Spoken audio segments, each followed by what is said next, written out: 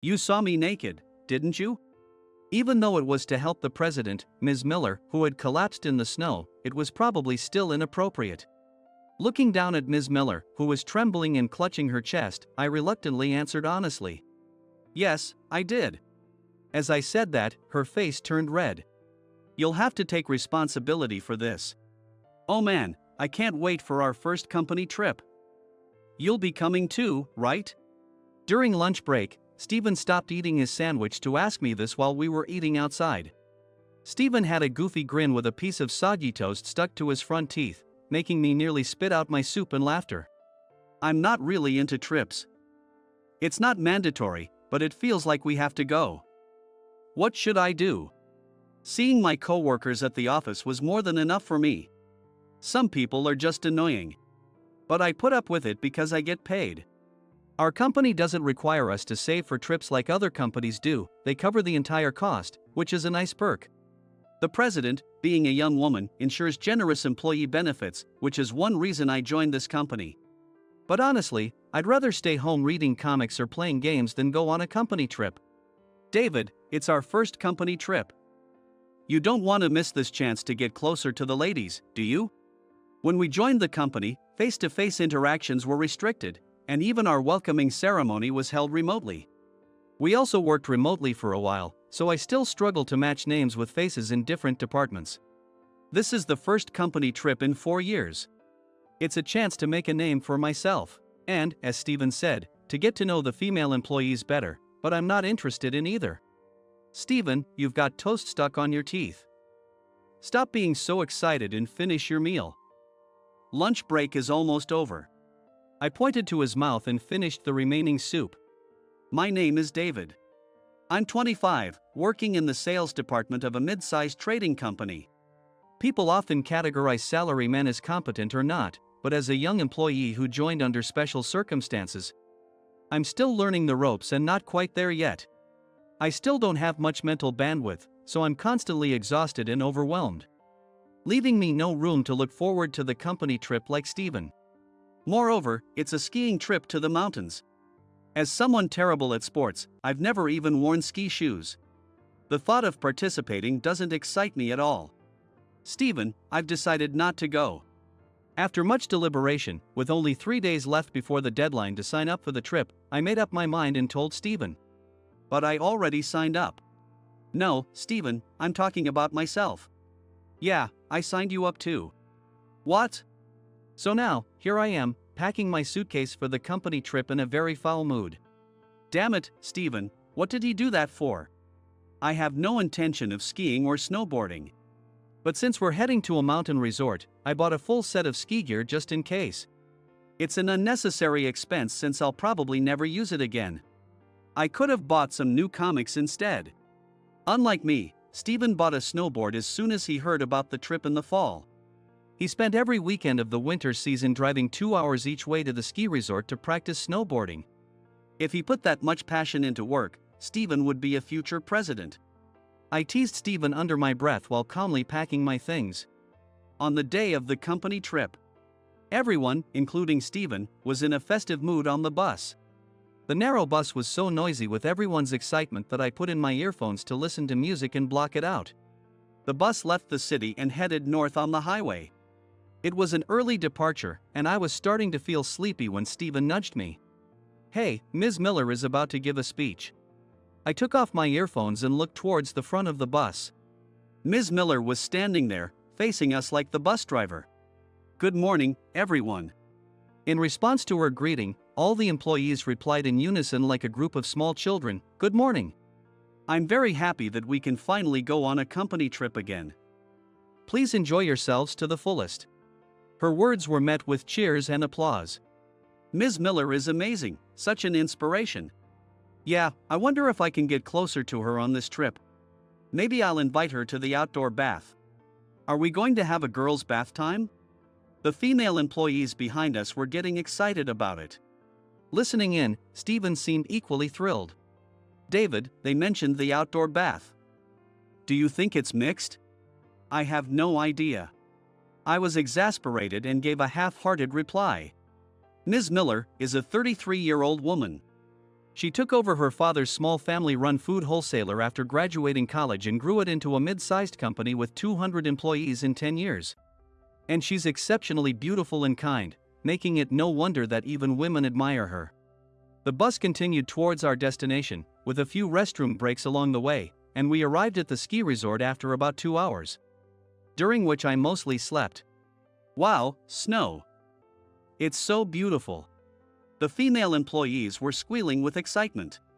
Driving just 2 hours from the city and seeing such a dramatic change in scenery was awe-inspiring, even for someone as reluctant about the company trip as me. It was the first time I had ever seen a snow-covered landscape with my own eyes. Just seeing this snow makes the trip worth it, I muttered, feeling a bit better. Our company had rented out cottages adjacent to the ski resort instead of staying in a hotel with other guests. Several log cabin-style cottages, each accommodating 10 people, were connected by outdoor corridors. Surrounded by a snow-covered forest, we wouldn't disturb any other guests no matter how loud we got. There were amenities like movie rooms, a sauna, an open-air bath with a view of the snow, a spa, a bonfire area, and a kitchen that delivered drinks and snacks, especially perfect for the female employees. Ms. Miller has excellent taste. As we walked towards the cottages after getting off the bus, Ms. Miller was surrounded by female employees. It's only natural for me as president to do this much for the hard-working staff. She remained humble despite their praises. Ms. Miller, if you don't mind, would you like to visit our cottage? We rarely get the chance to socialize with you except on occasions like this. One of the female employees invited her, but she smiled and shook her head. Thank you, but please enjoy yourselves. I'll be staying at the hotel. A large hotel was visible on the other side of the forest. Ms. Miller was heading there instead. After making sure everyone found their cottages according to the room assignments, she walked alone towards the hotel. Too bad, I wanted to bathe with her. Yeah, I was curious about her amazing figure, but it can't be helped. I bought a new swimsuit for the sauna. Me too. It's a mixed-gender sauna. What? A mixed-gender sauna? No one told me that. Stephen, overhearing the women's conversation, was surprised. Darn, I didn't bring swim trunks. It was in the travel guidelines, bring your own swimwear for the sauna.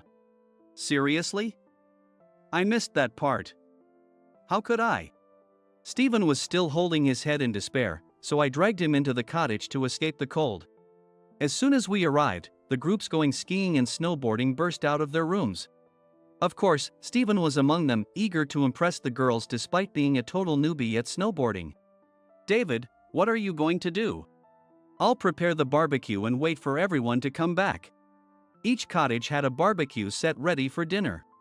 Since I wasn't planning to ski or snowboard, I decided to spend my time reading the comics I brought from home or playing games. That's no different from being at home.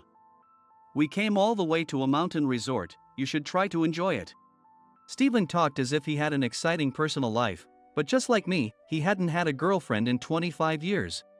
His hobby was eating alone at various restaurants, which wasn't much different from my interests in comics and games. I'm fine. You don't usually exercise, so don't get hurt by overdoing it, I said as I saw Stephen off. Left alone, I started reading a comic while looking out the cottage window.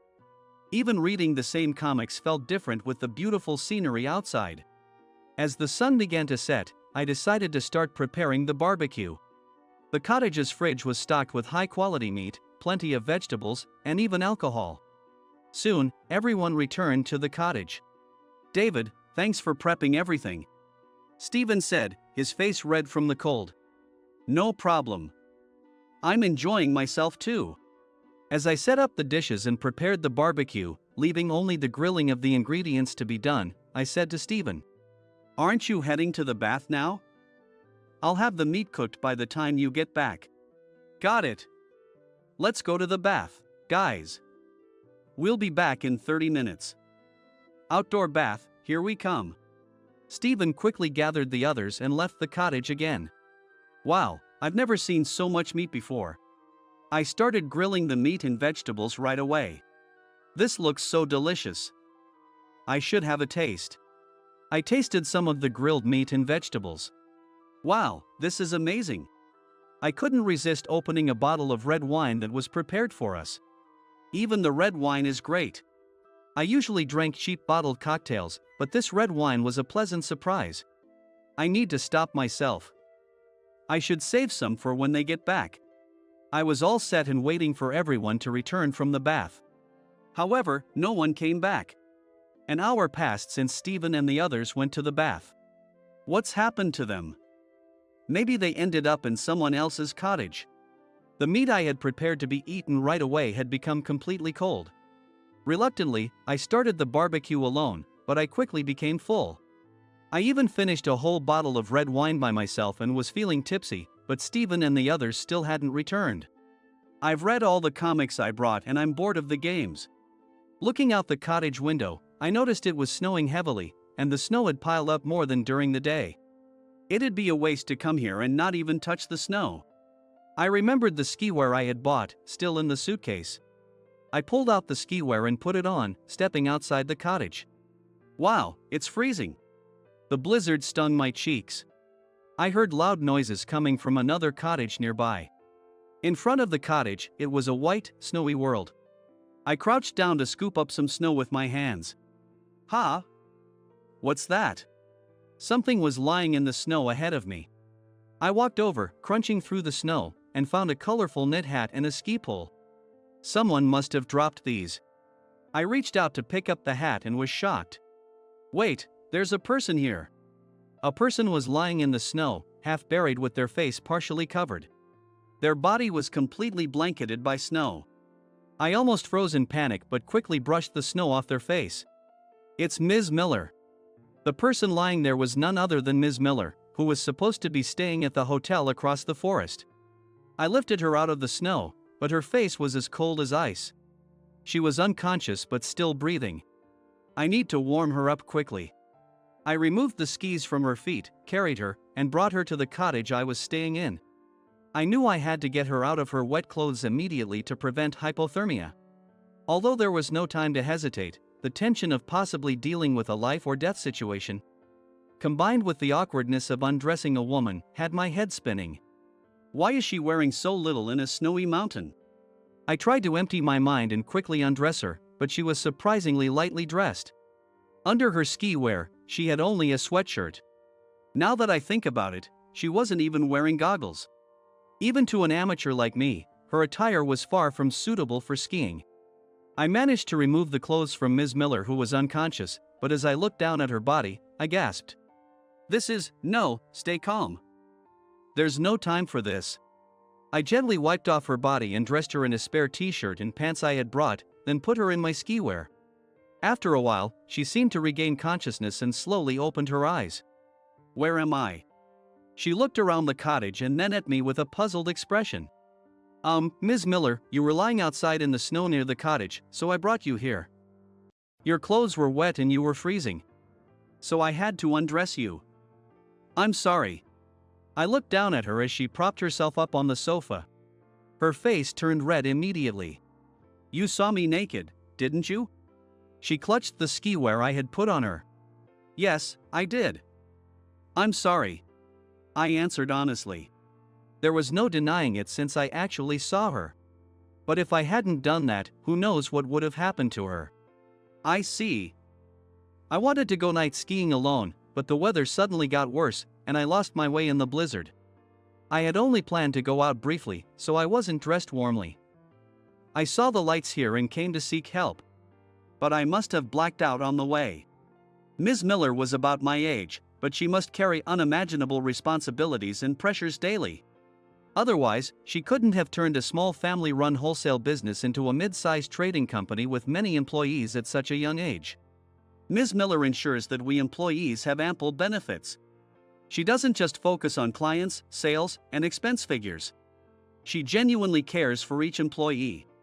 Perhaps she values her alone time because of this, I thought to myself. What's your name again? I'm David, from the sales department. David, thank you for saving me. I'll formally thank you later, but for now, excuse me. With that, Ms. Miller left the cottage. Stephen and the others returned the next morning. Their faces were extremely puffy from drinking too much and lack of sleep. So even if they had hit it off with the female employees the previous night, seeing their faces now would surely be a turn-off. David, I'm sorry we didn't make it back last night. You went through all the trouble of preparing the barbecue. Stephen apologized with his puffy face. I ate it all, so it's fine. I had the luxury of enjoying high-quality meat and wine all to myself. So, how did it go for you, Stephen? Me? No matter which girl I talked to, they all preferred their girls' night and I got shut down. By the end, they were like, "You're being too persistent. Go away." So, I ended up drinking alone with the guys at a bar. After packing up, we left the cottage. I glanced at the sofa where I had laid Ms. Miller last night, feeling like it was all a dream. Good morning, everyone. I hope you all enjoyed our company trip. At the meeting point, Ms. Miller addressed all the employees, and applause erupted around her. I was worried, but she looked healthy and vibrant, which reassured me. The return bus ride was much quieter than on the way to the ski resort. The usually lively female employees at the back were visibly exhausted, their eyes vacant, while Stephen next to me was snoring loudly. The incident with Ms. Miller last night was shocking, but in hindsight, I'm glad I attended the company trip. All thanks to Stephen, who signed me up without my consent. Thanks, Stephen. I silently thanked Stephen, who was snoring beside me. As work resumed and the excitement from the trip faded, Ms. Miller's secretary quietly approached me in the hallway. Ms. Miller would like to see you. Please come to our office after work without anyone noticing. I see. I pretended to work late, waiting for my colleagues to leave. Once the room was clear, I headed to the president's office. Excuse me, it's David from the sales department. Entering the office, I found Ms. Miller waiting. David, thanks for coming. I'm sorry for the delay in thanking you. No, it's fine. You don't need to thank me. She offered me a seat on the sofa. Being invited to the president's office was a rare occurrence for a young, low-ranking employee like me. Here, please take this. Ms. Miller handed me a paper bag. Inside were the ski wear, t-shirt, and pants I had lent her, all cleaned. Another small bag contained a box of what looked like high-end chocolates. Thank you for what you did that night. I need to ask, did you see me naked? Well, yes, I did, I replied, repeating the same conversation as before. You must have been surprised by what you saw. Honestly, I was. I had never seen scars like that before. When I had undressed her that night, I had seen several large scars on her body. Ms. Miller removed the scarf around her neck. A large horizontal scar ran across her neck. This is from surgery I had 2 years ago. I told everyone I was taking care of a sick parent, but it was actually me who was ill. I was stunned by her revelation. Are you okay now? For now, yes. The future is uncertain. The straight scar down my chest is from heart surgery when I was a child. Even in the middle of summer, Ms. Miller always wears a scarf around her neck. While it was considered stylish among the female employees, it was actually to hide her scars. It explained why she avoided the outdoor baths and saunas where she would have to wear a swimsuit. Though curious about her illness, I didn't press further. As long as she was healthy now, that was all that mattered. Please don't tell anyone about my scars or my illness, especially the neck scar. I don't want the employees to worry. Ms. Miller leaned in closer. Don't worry. I won't tell anyone. When I said this, she looked relieved and gave me a grateful smile. Talking about her privacy, let alone mentioning that I saw her naked, was out of the question. I was deeply impressed by her dedication to the company. Ms. Miller, you really don't need to thank me so much. I haven't even contributed much to the company yet. When I said this, she smiled and replied. You helped me by removing my wet clothes, folding them neatly, and returning them clean. When I saw that, I knew I had hired the right person. Really? Just by that? I asked. It might seem small, but from a management perspective, it's significant. I have high expectations for you. Thank you. Oh, and you will take responsibility for seeing me naked. Responsibility? Yes, if I ever need help with something personal, sometimes it's better to rely on a man, you know? You don't need to ask, of course, you can rely on me anytime. Since joining the company, I assumed Ms. Miller was single. No one ever mentioned her having a partner, but given how beautiful she is, I thought she must have someone. Perhaps her scars and illness made it difficult. I was genuinely happy to help in any way I could. I replied loudly. David, you've been really fired up about work lately. During lunch break, while I was having soup with Stephen again, he said to me. Really? I hadn't noticed. Knowing that Ms. Miller wasn't in perfect health, I felt a strong desire to contribute more to the company to ease her burden. This new motivation naturally translated into my work ethic. I had been working at the company without much thought, but now I wanted to protect what Ms. Miller had fought to build.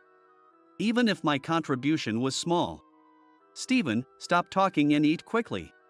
Slurping my soup, I resolved to work hard in the afternoon.